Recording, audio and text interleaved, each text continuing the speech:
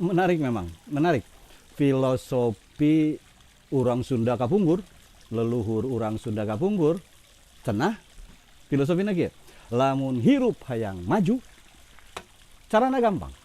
Nyaeta setiap kali rek ngucapkeun kecap atuda, gancang cenah ganti ku kecap sanajan. Kumaha wae kaayaanana cenah ulah ngucapkeun kecap atuda.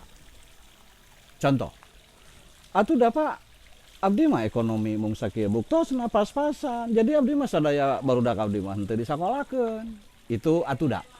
Itu atuda. Ganti ku sanajan. Sanajan ekonomi pas-pasan, abdi tetap berupaya sangkan barudak sarakola. Dina atuda aya kesan pesimistis, dina kecap sanajan ngagomborkeun aya optimistis dan kerja keras.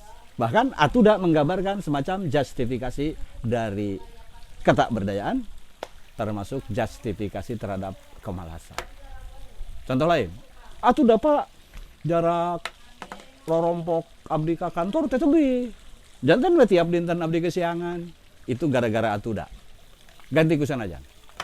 Sanajan jarak ti rorompok ka kantor teuing, abdi tetap kesiangan. Oh, lepat-lepat, abdi tetap teu kasiangan. Sakali deui urang Sunda ngegambarkeun mereka tidak suka dengan sikap pesimistis dan tidak suka mengeluh. Karena atuda itu satu, pesimistis, dua, menyukai keluhan. Cenah cek urang Sunda kapungkur nu ngaran mengeluh ngarahuh eta teh teu matak meresan permasalahan. Wilujeng ninggalkeun atuda, wilujeng membiasakan kecap sanajan. Wilujeng, orang Sunda memang hebat.